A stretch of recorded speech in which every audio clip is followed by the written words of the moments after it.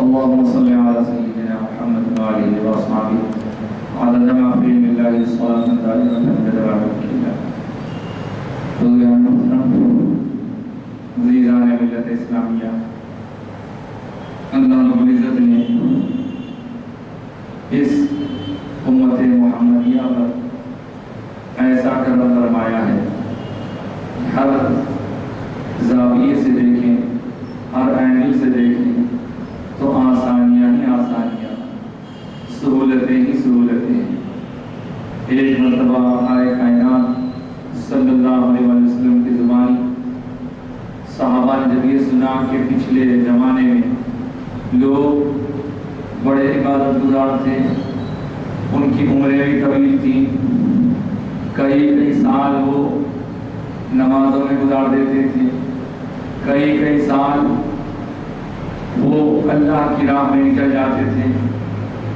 اس طرح صحابہ نے حضور سے پچھلی امتوں کے لوگوں کا حال سماعت کیا تو ان کے دل میں خیال پیدا ہوا کہ اللہ کے حبیب آپ جیسا فرما رہے ہیں کہ پچھلی امتوں کے لوگوں کی عمریں طویل تھیں، وہ ایسا کر بھی سکتے تھے، لیکن ہماری عمریں اتنی طویل نہیں ہیں.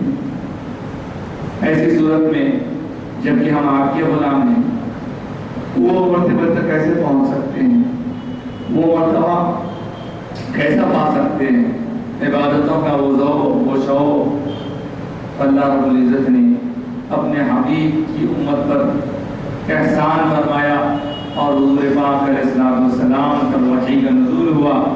اللہ تعالیٰ نے اپنے حبیب کو یہ تحفہ دیا کہ حبیب آپ اپنے امتیوں کو سنا دیجئے کہ ہم ایک ایسا تحفہ دے رہے ہیں کہ اس تحفے کی وجہ سے آپ کی امت جو عمر کے اعتبار سے کم عمر رکھتی ہے، یعنی آپ کی امتیوں کی عمریں کم ہیں، پچھلے امتیوں کی عمریں زیادہ تھیں، تو یہ لوگ سوچ رہے ہیں کہ ہم وہ عبادتیں کیسے کر سکیں.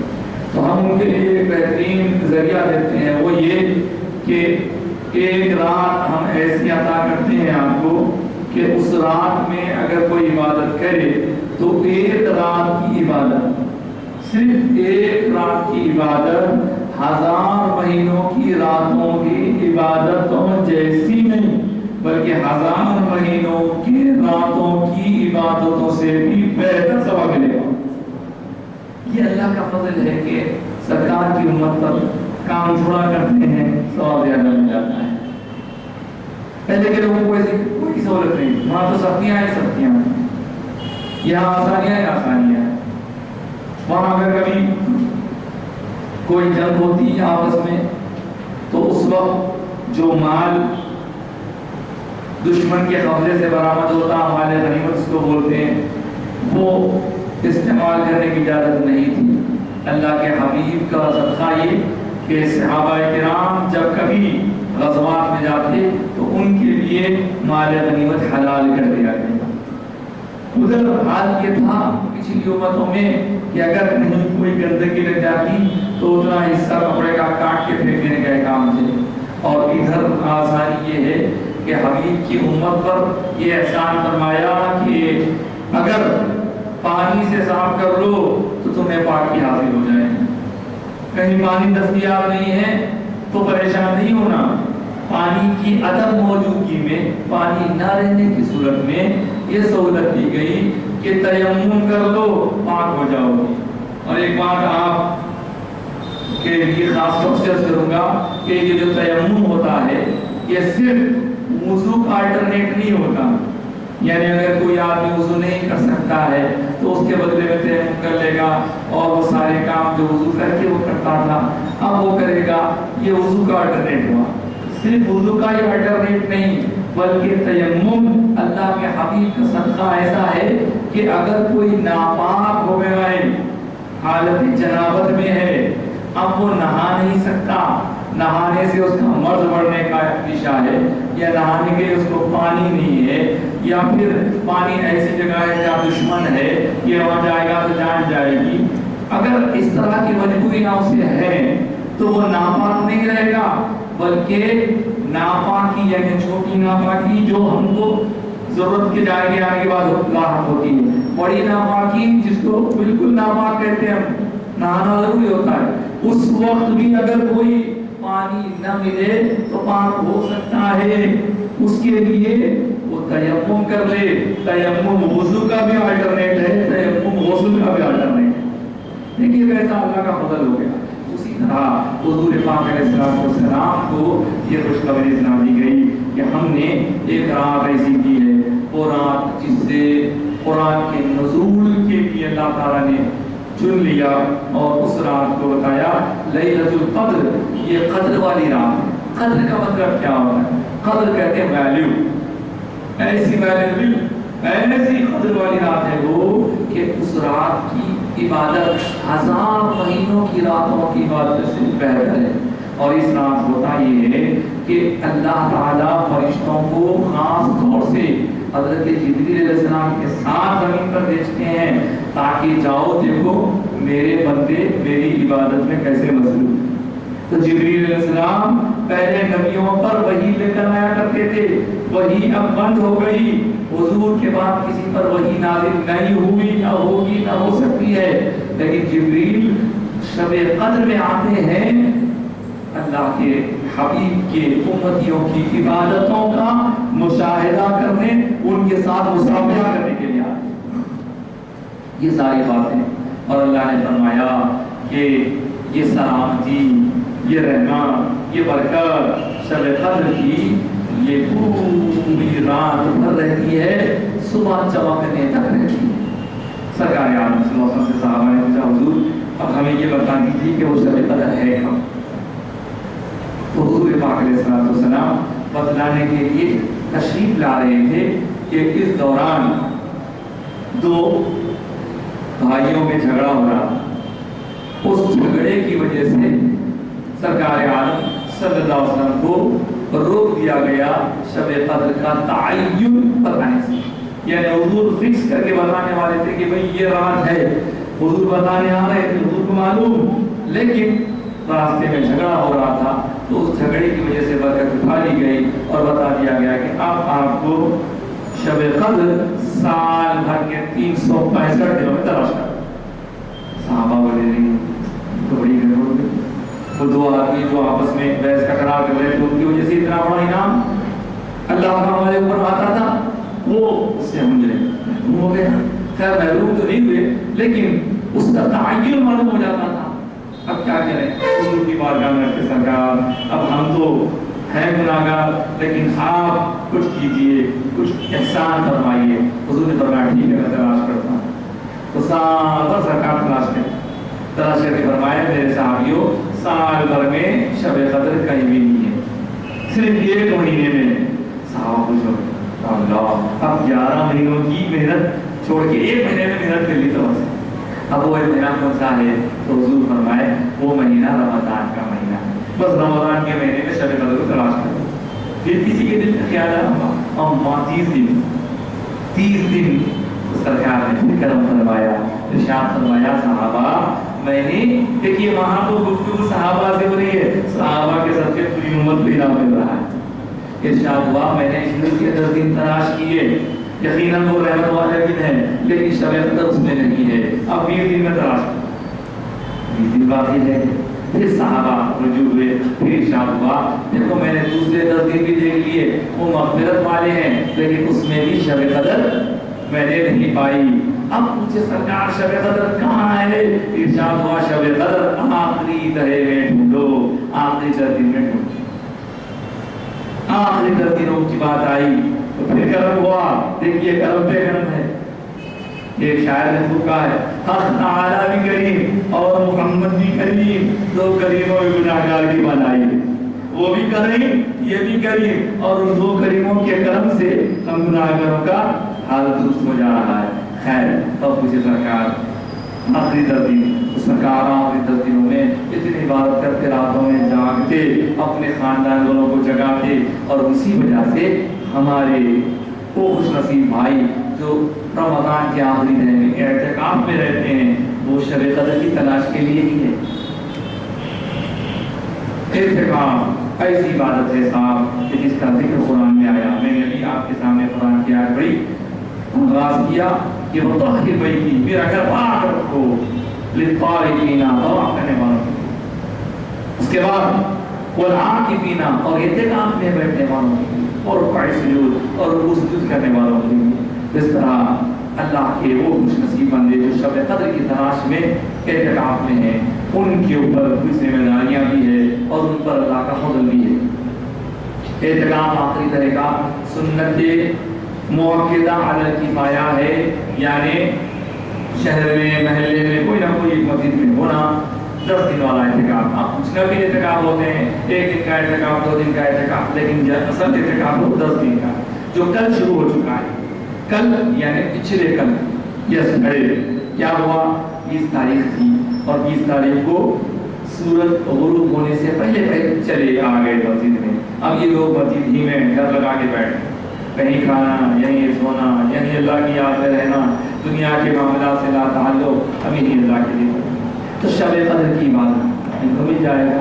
اب حضور سے صحابہ پوچھے، حضور آخری عشرے میں تو ہے اور کچھ کرم کیجیے. تو کرم ہوا، کرم یہ ہوا کہ آخری عشرے کی تاخراتوں میں شب قدر کو تلاش کرو. تو تاخراتیں کون سی ہیں، یہ بات نفسان کہی جاتی ہے، پھر سن لیجیے. تاخرات کہتے ہیں 8 نمبر، یہ 20 سے لے کے 30 تک، 8 نمبر، 21ویں شب، 23ویں شب، 25ویں شب، 27ویں شب، 29ویں شب. اب یہ شب کب آتی ہے تو آپ کو معلوم ہے رات پہلے آتی ہے، دن بعد میں آتا ہے. رمضان کا چاند دیکھیے، تراویح پہلے شروع کرے، روزہ بعد میں. تو آج جو تاریخ ہے، آج 21 تاریخ ہے، رمضان کی 21 تاریخ ہے. 21ویں شب کل رات میں چلے گی. کل کی رات قدر والی رات ہو سکتی ہے، یا ہوئی تو ہوگی تاخرات. اب آنے والے 20 تاریخ اور 22 تاریخ اور 23 تاریخ کے بیچ کی جو شب ہوگی وہ تاخرات ہوگی. پھر اسی طرح 24 اور 25 کے بیچ کی جو رات ہوگی وہ تاخرات ہوگی. اسی طرح 26 اور 27 کے بیچ کی جو رات ہوگی وہ تاخرات ہوگی. 28 اور 29 کے بیچ کی جو رات ہوگی وہ تاخرات ہوگی. یعنی تاخ دن جو ہے اس سے پہلے کی رات. بزرگوں نے مشاہدہ کیا، صحابہ نے، اکثر یہ رات 26 کو آتی ہے، اس سے آگے پیچھے بھی ہوتی رہتی ہے. تو اللہ تعالیٰ کے اس فضل کو تلاش کرنے کا ہمارے لیے بہت بہترین موقع ہے. ام المؤمنین بی بی عائشہ صدیقہ رضی اللہ تعالیٰ عنہا نے حضور سے پوچھا، یا رسول اللہ اگر مجھے شب قدر مل جائے تو میں کیا دعا کروں، میں کیا دعا کروں؟ حضور نے فرمایا، بی بی یہ دعا کرو. اور اس پیاری بیوی کے صدقے میں ساری امت کو دعا مل گئی. دعا کیا ہے؟ ارشاد ہوا، یہ دعا کرو، اللہم انکا عفو تحب العفو فاعف عنی. مطلب کیا اس کا؟ اے اللہ بے شک آپ معاف فرمانے والے ہیں اور معافی آپ کو پسند ہے، مجھے معاف کر دیجیے. اب اس کو واپس آپ لوگ ائمہ کرام سے سنتے ہیں نمازوں کے بعد، تو آپ کو یاد ہو گئی ہوں گی، یہ قرآن کی کوئی آیت نہیں ہے، سرکار کا ارشاد ہے. پھر ایک مرتبہ عرض کرتا ہوں، اللہم انکا عفو تحب العفو فاعف عنی. آپ بولیں گے مساف دو وقت آپ پڑھیں گے تو یاد کیسا ہوگا؟ تو ٹھیک ہے، جن کو یاد ہے اچھا ہے، جن کو یاد نہیں ہے بورڈ پہ لکھ دیا ہوں، جاتے آتے پڑھ لیجئے، لکھ لیجئے. اگر موبائل فون میں فوٹو لے لینا، جو لے کے جا کے کر لیجیے، آسان طریقہ. جو چیزیں ترقی کی ہمیں ملی ہیں وہ کا صحیح مطلب ہے. ادھر ادھر کے گھنٹے گھنٹے فوٹو لینے کا، ایسے فوٹو لے کے رکھو، کام میں آتے. خیر، شب قدر کے تلاش کرنے کی کوشش کرنا ہے. دن کے روزے، رات کی قرآن کی تراویح ہو یا تہجد ہو، یہ ساری چیزیں ہمارے لیے ہے. اللہ رب العزت کو اس کی ضرورت نہیں ہے. یاد رکھیے، دن کے روزے اللہ کی بارگاہ میں ہمارے لیے بنیں گے. یا اللہ یہ روزہ رکھ کر بہت سی گندگیوں سے دور رہتا تھا، اس کے حق میں میری سفارش قبول کر. اللہ فرمائے گا قبول. رات کا قرآن پڑھنا سننا، وہ کہے گا کہ اللہ رات دن میں روزے رکھ کر یہ تیری عبادت میں رہتا تھا، اور رات میں یہ قرآن پڑھتا تھا، پڑھتا تھا، سنتا تھا، سناتا تھا، تہجد. یا اللہ قرآن نے اسے رات میں سونے سے روکے رکھا، اس کے حق میں میری سفارش قبول کر لے. اللہ قبول فرمائے. اب دیکھیے صاحب، ایک طرف یہ ساری باتیں ہیں، اب ایک دوسری طرف ہم دیکھتے ہیں کہ اللہ کا فضل ہو جائے ان لوگوں پر بھی جو ان چیزوں سے محروم ہیں. بعض بھائیوں کا حال یہ ہے کہ سال بھر خوب لوٹو لاٹو مارو کاٹو سب کرو، بس پیسہ خوب ہے، چلو عمرے پہ جا کے جو صاف ہو جائے، حج میں جا کے جو صاف۔ اور میں کچھ ایسی صورتیں دیکھتا ہوں، دیکھیے آپ برا مت مانیے میری باتوں کا، میں محبت میں عرض کر رہا ہوں، میں کچھ ایسی صورتیں دیکھتا ہوں اس مسجد میں بھی اعتکاف میں ایسا رہتے ہیں 10 دن، بس ان کے اوپر سے چہرے پہ سے نور ٹپک ٹپک کے بہہ رہا، لیکن جیسے عید کا چاند نظر آیا اس کے بعد جو گول ہوئے تو پھر آنے والے سال کر رہے ہیں پہلے کے آزو بکرنے والے تھے۔ یہ نہیں، آپ کے اعتکاف کا آپ کے مقصد ہونا، آپ کی زندگی میں چینج آنا، خالی کچھ ایک روایت نہیں ہے، رسم نہیں ہے، جیسے جو ہے یہ آخری اشرے کو اس کو میرے نام بولتے ہیں، یعنی آنکھ سے آزادی کا اشرا، آزادی بولتے ہیں، آپ بولے گے رہے آزادی لاگت کے گھر کا آزادی آتی، بھارت سوتنتر ہوا تھا، اس کی اب کیا رہ گئی، آزادی کی اسپرٹ ختم ہو گئی، اب خالی جھنڈا چڑھا لینا آفیسوں میں اتر رہے گا، وہ محبت بلوز وطن میں ختم ہو گیا، تو یہ اعتکافی رسم بن گئی ہے، اور ان کا عبادت کرے ہوئے اس کے بعد اعتکاف والوں کو 2 حج عمرے کا ثواب ملتا ہے، اس کے بعد تو کیا مطلب 10 دن آپ عبادت کریے تو آنے والے 11 مہینوں کی چھٹی مل گئی، نماز معاف ہو گئی، مسجد میں آنا ختم۔ ایسا مت کیجیے خدا کی۔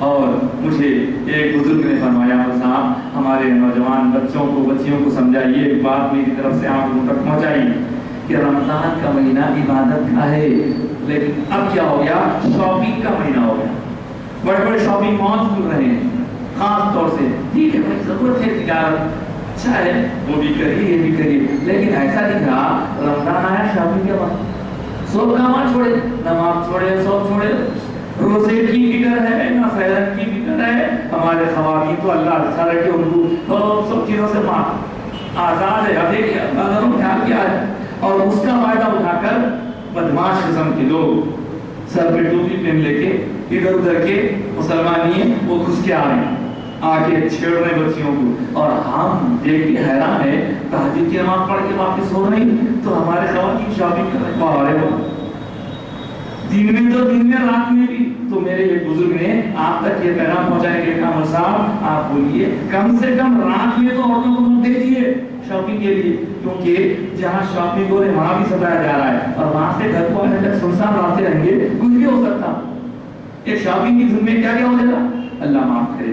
خیر میں آپ سے بہت وقت لے لیا، بات ختم کر رہا ہوں، آنے والے دن بڑے کام کیے ہیں، اپنے آپ کو عبادتوں میں مصروف رکھیے، زبان کان سب کو اللہ کی فرمانبرداری میں رکھیے، روزوں قرآن کی تلاوت تراویح تہجد وغیرہ میں مصروف رکھیے، انشاءاللہ تعالی اللہ کے پاس سے ہم انعام پائیں گے اور اللہ تعالیٰ ہماری ساری کوششوں کو قبول فرمائے۔ میں آپ کو یہ بتا دوں کہ شب قدر 26 کو ہوتی ہے بلکہ بہت سے لوگ علماء فرمائے ہیں، لیکن اور دنوں میں بھی عبادت کرنا ان کا کام رہا ہے، اس لیے آپ 26 پیٹے کا مت لگائیے بلکہ ہر رات عبادت کرنے کی کوشش کیجیے، اور یہ اعتکاف میں بیٹھنے والے خوش نصیب ہیں، ان سے میں عرض کروں گا کہ آپ لوگ جتنا ہو سکے وہ ایریے میں رہیے جہاں نماز ہوتی ہے، آپ وہ وہاں جا رہے ہیں چھا کریں وہ روڈ پہ کیا ہو رہا کی وہ کوئی ضرورت ہی نہیں ہے، آپ سب سے ٹوٹ کے آگے۔ اللہ کے حبیب فرماتے ہیں کہ دیکھو اعتکاف والا ایسا ہے اندر رہتا ہے لیکن نہ بیمار کی عیادت کو جاتا نہ کسی جنازے میں جاتا، مگر وہاں بیٹھ کے اس سے دیا اسما پا لیتا۔ تو اعتکاف میں رہنے والوں سے گزارش ہے اور دوسرے لوگوں سے بھی گزارش ہے، کیا کیا انتظامات کریے، ارے کیا ہوا بھائی کو کیا فونا بن کر کے ڈال دیجئے، 11 مہینے چلے، اب اللہ سے کنیکشن ملائیے، اللہ سے اس کے حبیب سے محبت بڑھے، عمل میں اضافہ ہو، نیک عمل پیدا ہو اور نیک عمل سے محبت ہو، برے عمل سے نفرت ہو۔ میں اللہ کی بارگاہ میں دعا کرتا ہوں کہ مولا ہم پر رحم کرم فرما اور ہمیں روزہ داروں میں شامل فرما، قرآن پڑھنے والوں میں شامل فرما، اچھا پڑھنے والوں میں، اچھا سننے والوں میں، تہجد گزاروں میں، تیرے نیک بندوں میں شامل فرما۔ رمضان میں یہ آخری تہجد چل رہا ہے، دوزخ سے آزاد کر، یا اللہ ہمیں دوزخ سے آزاد ہونے والے میں شامل فرما، اپنا فضل فرما دے، رحم فرما دے، کرم فرما دے، اور سارے جہاں کے مسلمانوں کو ایک توفیق عطا فرما، خاص طور سے ہمارے پڑوسی ملک کے پڑوسی ملک میانمار جس کو پہلے برما بولتے تھے، وہاں مسلمانوں پر بڑا ظلم ہو رہا ہے، مولا ظالموں کا ہاتھ کاٹ دے، مظلومین کی مدد فرما، بے آسرا لوگوں کے لیے آسرا پیدا فرما دے، فلسطین میں، شام میں، آسام میں، ہر جگہ جہاں مسلمانوں کو ظلم ہو رہا ہے اپنا فضل فرما دے۔ رمضان کی مبارک سات اور ہماری دعائیں قبول فرما، ہمارے بزرگوں کو سلامت رکھ، ہمیں عبادت کو شوق عطا فرما، آمین یا رب العالمین، وآخر دعوانا ان الحمد للہ۔